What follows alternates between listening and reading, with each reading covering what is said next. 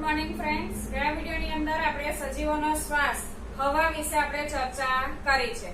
આજે આપણે જોવાનું છે વિદ્યાર્થી મિત્રો આબોહવાના નિયંત્રણમાં વાતાવરણની ભૂમિકા. વિદ્યાર્થી મિત્રો, બધે જ વાતાવરણ હોય છે એવું શક્ય નથી. આપણે આગળ પણ જોઈ ગયા જ્યારે આપણે પૃથ્વીના આવરણો વિશેની ચર્ચા કરી છે ત્યારે વાતાવરણ વિશે. તો વાતાવરણ એ ચાદર કે કામડાની માફક શું કરે છે?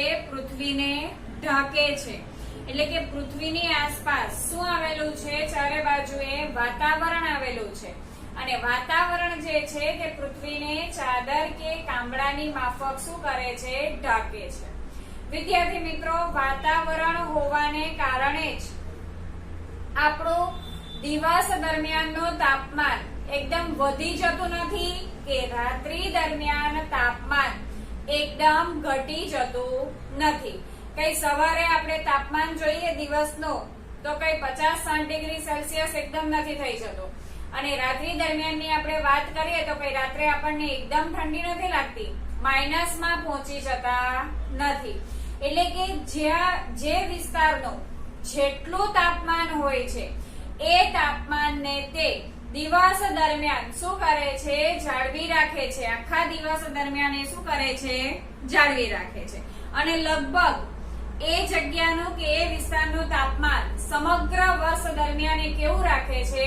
નિયત રાખે છે. ચાલો જોઈએ. તો પહેલા તો વાતાવરણ જે છે પૃથ્વીને ચાદર કે કામડાની માફક ઢાંકે છે.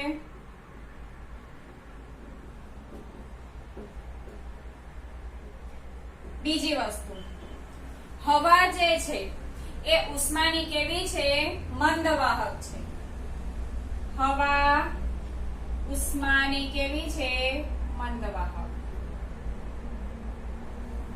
વિદ્યાર્થી મિત્રો, હવા જે છે તે ઉષ્માની મંદવાહક હોવાને કારણે વાતાવરણ જે છે તે પૃથ્વીના સરેરાશ તાપમાનને દિવસના સમયે અને રાત્રિના સમયે લગભગ સમગ્ર વર્ષ દરમિયાન કેવું રાખે છે?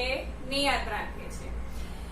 વાતાવરણ જે છે તે દિવસનું તાપમાન અચાનક વધતું અટકાવે છે અને રાત્રિનું તાપમાન અચાનક ઘટતું શું કરે છે? અટકાવે છે.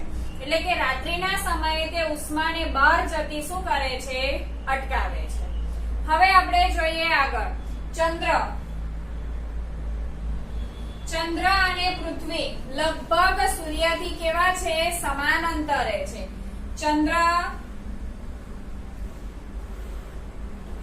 અને પૃથ્વી સૂર્યથી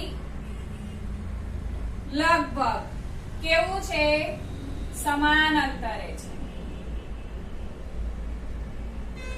હવે પૃથ્વી પર વાતાવરણ છે પરંતુ ચંદ્ર પર વાતાવરણ નથી. અને ચંદ્ર પર વાતાવરણ ન હોવાને કારણે દિવસનું જે તાપમાન છે તે 110 ડિગ્રી સેલ્સિયસ હોય છે અને રાત્રિનું તાપમાન -190 ડિગ્રી સેલ્સિયસ હોય છે. એટલે કે ચંદ્ર પર તાપમાન, આ તમને ઓબ્જેક્ટિવમાં પણ પૂછાય છે, ચંદ્ર પરનું તાપમાન કેટલું હોય છે? તો -190 ડિગ્રી સેલ્સિયસ થી 110 ડિગ્રી સેલ્સિયસ ની વચ્ચે હોય છે. કેટલું હોય છે? તો -190 ડિગ્રી સેલ્સિયસ થી 110 ડિગ્રી સેલ્સિયસ ની વચ્ચે હોય છે. આ તમને ઓબ્જેક્ટિવ ની અંદર પણ પૂછાય છે કે ચંદ્ર પરનું તાપમાન ખાલી જગ્યાથી ખાલી જગ્યા જેટલું હોય છે. -190 ડિગ્રી સેલ્સિયસ થી 110 ડિગ્રી સેલ્સિયસ. હવે વિદ્યાર્થી મિત્રો, -190 ડિગ્રી સેલ્સિયસ એટલે તમે વિચાર કરો, આપણે -2 ડિગ્રી -3 ડિગ્રી તાપમાન થઈ જાય તો આપણે ખીજી જઈએ છે. તો -190 ડિગ્રી સેલ્સિયસ તાપમાન એટલે કેટલું કહેવાશે? આ બાજુ 110 ડિગ્રી એટલે આપણે ઉકળવા માંડીશું. 100 ડિગ્રી સેલ્સિયસ તાપમાને પાણી ઉકળે છે. ખ્યાલ આવે છે વિદ્યાર્થી મિત્રો? તો આ છે વાતાવરણની ભૂમિકા. જો વાતાવરણ ન હોય તો આપણું જીવન શક્ય નથી. પૃથ્વી પર વાતાવરણ છે, જેને કારણે દિવસ અને રાત્રિના તાપમાનમાં ઝાઝો ફરક પડતો નથી અને આવું તાપમાન સમગ્ર વર્ષ દરમિયાન કેવું રહે છે? નિયત રહે છે.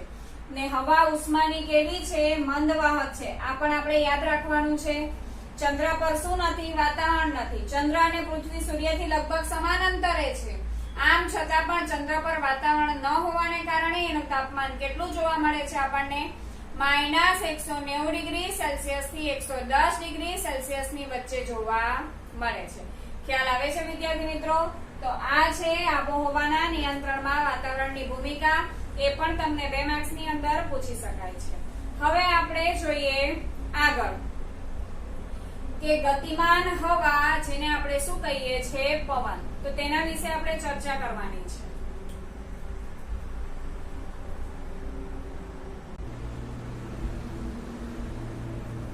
હવે જોઈએ વિદ્યાર્થી મિત્રો, ગતિમાન હવા અથવા તો હવાની ગતિ, જેને આપણે શેના તરીકે ઓળખીએ છીએ? પવન તરીકે. તો વિદ્યાર્થી મિત્રો, આપણને દિવસભરનો ઉકળાટ થાય છે, આપણને ગરમી લાગે છે અને એની અંદર જો આપણને એક ઠંડા પવનની શું આવે છે? લહેરકી આવે છે, ત્યારે આપણને શેનો અનુભવ થાય છે? ઠંડકનો અનુભવ થાય છે. તો ભાઈ, આ ઠંડા પવનની લહેરકી, ઠંડી હવા આપણને મળી ક્યાંથી? બરાબર. કેટલીક વખત તોફાના સ્વરૂપમાં પણ એ હવા શું કરે છે? ગતિ કરે છે. આમ હવા કોઈક વાર તોફાન સ્વરૂપમાં પણ આવે છે, કોઈક વાર આપણને ઠંડકનો પણ શું કરાવે છે? અનુભવ કરાવે છે. તો આ બધી ક્રિયાઓ શાના કારણે પરિણમે છે? તો વાતાવરણમાંની હવા ગરમ થવાથી અને પાણીની બાષ્પ બનવાને કારણે આ બધી ક્રિયાઓ શું થાય છે? પરિણમે છે. વાતાવરણમાંની હવા શું થાય છે? ગરમ થાય છે. ગરમ થાય છે એ જ રીતે પાણીની શું બને છે? ગરમ થવાથી બાષ્પ બને છે. તો બાષ્પ ઉપર ચડે છે. તો આ રીતે આપણને ઠંડકનો શું થાય છે? અનુભવ થાય છે. વિદ્યાર્થી મિત્રો, સ્થલજ અને જલજ ભાગથી થવાવાળા વિકિરણના પરાવર્તન અને પુનઃ વિકિરણને કારણે વાતાવરણ શું થાય છે? ગરમ થાય છે. સ્થળજ ભાગ અને જલજ ભાગ. સ્થળજ ભાગ એટલે કે આપણે જમીનની વાત કરીએ છીએ અને જલજ ભાગ એટલે કે આપણે શેની વાત કરીએ છીએ? પાણીની વાત કરીએ છીએ. આપણે બધા આગળના ધોરણમાં જલચક્ર વિશે શીખીને આવ્યા છે. બરાબર. આપણે આ ચેપ્ટરની અંદર પણ જલચક્ર વિશે શીખવાનું છે. તો જે પાણી છે, સૂર્યની ગરમીને કારણે શું થાય છે? તો પાણીનું વરાળમાં રૂપાંતર થાય છે અને એ વરાળ હલકી થવાને કારણે ક્યાં ચડે છે? તો ઉપર ચડે છે. તો આ રીતે સ્થલજ ભાગ કે જલજ ભાગ ગરમ થવાને કારણે, વિકિરણના પરાવર્તનને કારણે શું થાય છે? ગરમ થાય છે. ગરમ થવાને કારણે હવામાં ઉષ્ણતાનો શું થાય છે? સંચાર. ઉષ્ણતા એટલે કે તાપમાનનો શું થાય છે? સંચાર થાય છે અને જેને કારણે જુદી જુદી શું બને છે? પ્રવૃત્તિઓ એટલે કે ઠંડક ઉદ્ભવે છે. અને આ ઠંડક કેવી રીતે ઉદ્ભવે છે તે આપણે જોવાનું છે. તો વિદ્યાર્થી મિત્રો, આપણે જોઈએ કેવી રીતે હવાની, આપણે દિવસ દરમિયાન જો આપણે દરિયા કિનારે ગયા હોય, ખૂબ ગરમી હોય તો આપણને શું લાગે છે? તો આપણને દરિયા કિનારે ઠંડકનો અનુભવ થાય છે. શા માટે આપણને દિવસ દરમિયાન આપણે દરિયે જઈએ તો આપણને ઠંડા ઠંડા પવનનો અનુભવ થાય છે, આપણને ઠંડકનો અનુભવ થાય છે? તો જોઈએ. તો વિદ્યાર્થી મિત્રો, અહીંયા આપણે લઈએ જમીન અને આ આપણે લઈએ પાણી. હવે જમીન અને પાણી બંને ગરમ થાય છે, પરંતુ પાણીની સાપેક્ષમાં જમીન વધુ ઝડપથી શું થાય છે? ગરમ થાય છે. ઈવન વધુ ઝડપથી ગરમ પણ થાય છે અને વધુ ઝડપથી ઠંડી પણ પડે છે. તો આપણે જોઈએ પાણીની સાપેક્ષે જમીન વધુ ઝડપથી ગરમ પણ થાય છે અને વધુ ઝડપથી ઠંડી પણ થાય છે.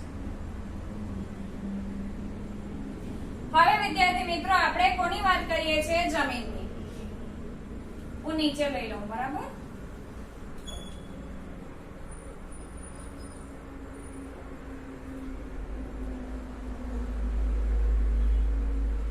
જમીન અને પાણી. ચાલો, દિવસ દરમિયાન તાપમાન વધારે હોય છે. તાપમાન વધારે હોવાને હવે આજુબાજુ તો શેનું આવરણ હોવાનું? હવાનું આવરણ હોય છે. હવે પાણીની સાપેક્ષે કોણ જલ્દી ગરમ થાય છે? તો જમીન. જમીન વધુ ગરમ થાય છે. જમીન વધુ ગરમ થવાને કારણે એની આજુબાજુની જે હવા છે એ હવા પણ શું થવાની? ગરમ થવાની. ખ્યાલ આવે છે વિદ્યાર્થી મિત્રો? પાણીની સાપેક્ષમાં જમીન કેવી છે? વધુ ગરમ છે. પાણી કેવું છે? ઓછું ગરમ.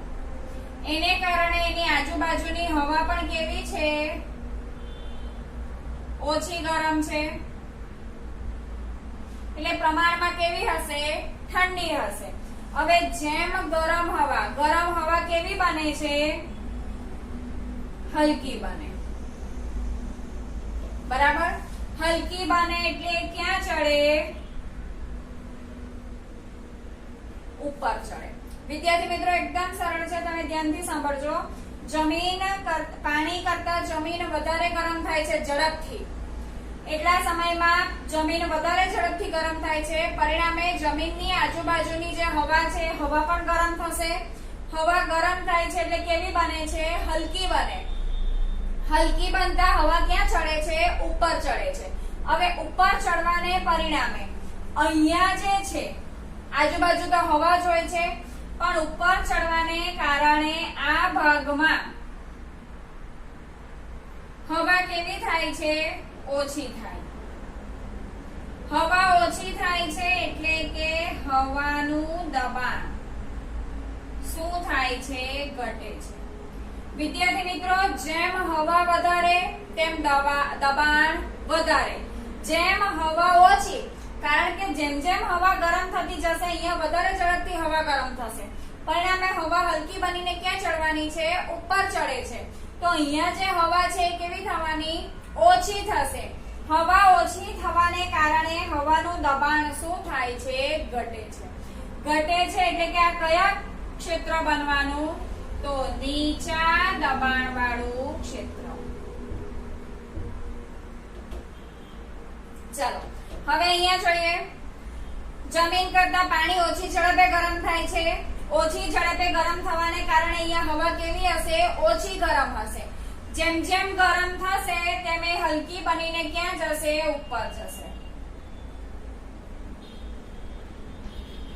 પણ અહીંયા જેટલી હવા હલકી બનીને ઉપર ચડે છે એના કરતા અહીંયા હવા હલકી બનીને ઉપર ચડવાનું પ્રમાણ કેવું હશે? ઓછું. પરિણામે અહીંયા હવા કેવી હશે? વધારે હશે. હવા વધારે એટલે દબાણ પણ કેવું? વધારે. અને દબાણ વધારે એટલે કેવા ક્ષેત્ર બનશે? તો ઊંચા દબાણ વાળું ક્ષેત્ર. અને વિદ્યાર્થી મિત્રો, હંમેશા હવા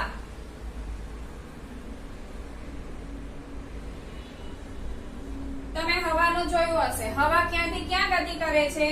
તો હવા વધુ દબાણથી ક્યાં જશે? ઓછા દબાણ તરફ ગતિ કરશે. હંમેશા હવાની ગતિ ક્યાં? તો વધુ દબાણથી ઓછા દબાણ તરફ. તો અહીંયા વધુ દબાણ વાળું કયું? પાણી. અને ઓછા દબાણ વાળું ક્ષેત્ર કયું? તો જમીન. તો દિવસ દરમિયાન હવા ક્યાંથી ક્યાં આવશે? તો હવા દરિયાથી ક્યાં જશે? જમીન તરફ. એટલે આપણને દરિયા પરથી આવતા પવનો કેવા લાગે છે? ઠંડા. એટલે આપણે દરિયા કિનારે દિવસ દરમિયાન બેઠા હોઈએ તો આપણને ઠંડકનો શું થાય છે? અનુભવ થાય છે. ખ્યાલ આવે છે વિદ્યાર્થી મિત્રો? તો દિવસ દરમિયાન હવા ક્યાંથી ક્યાં ગતિ કરશે? તો દરિયાથી જમીન તરફ. ખ્યાલ આવે છે? તો આ રીતે કે જમીન વધારે ઝડપથી ગરમ થાય છે. જમીન ગરમ થવાને કારણે હવા ગરમ થાય એટલે હલકી બને એટલે ઉપર ચડે. એના પ્રમાણમાં પાણી ઓછું ગરમ થાય છે એટલે ઓછી હવા ગરમ થઈને ઉપર જશે તો ત્યાં હવાનો જથ્થો કેવો રહેવાનો? વધારે. જેમ હવાનો જથ્થો વધારે તેમ દબાણ વધારે. દબાણ વધારે એટલે કેવું ક્ષેત્ર બનવાનું? તો ઊંચા દબાણ વાળું ક્ષેત્ર બનશે. અને એની સાપેક્ષમાં જમીન એ નીચા દબાણ વાળું ક્ષેત્ર બને છે. તો હવા ઊંચા દબાણથી કયા દબાણ તરફ આવે છે? તો નીચા દબાણ તરફ. એટલે કે વધુ દબાણથી ઓછા દબાણ તરફ શું કરે છે? ગતિ કરે છે. એટલે દિવસ દરમિયાન દરિયાથી જમીન તરફ શું હોય છે? હવાની ગતિ હોય છે. આમ એક ક્ષેત્રમાંથી બીજા ક્ષેત્રમાં હવાની ગતિ કોનું નિર્માણ કરે છે? પવનનું નિર્માણ કરે છે. આ તો વિદ્યાર્થી મિત્રો દિવસ દરમિયાનની વાત થઈ. હવે આપણે જોઈએ કે રાત્રિ દરમિયાન શું થાય છે.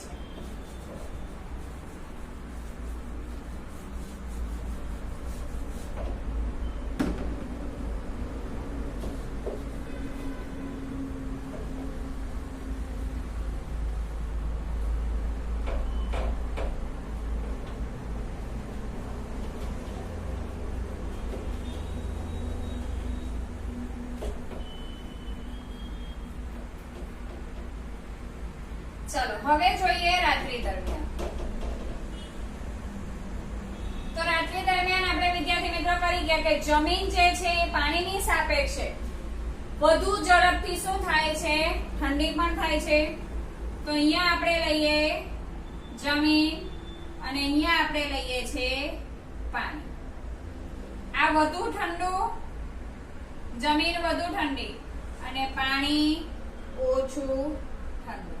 બરાબર? પાણી ઓછું ઠંડુ એટલે કે જમીનની સાપેક્ષે પાણી કેવું કહેવાશે? ગરમ. ખ્યાલ આવે છે? હવે જમીન વધુ ઠંડી પડે છે. વધુ ઠંડી પડે એટલે એની આજુબાજુની હવા પણ કેવી પડશે? ઠંડી પડે. હવે ઠંડી પડે એટલે હવા તો કેવી રહેવાની? ભારે રહેશે. ભારે રહેશે એટલે કે ઉપર ચડવાનું પ્રમાણ કેવું? ઓછું.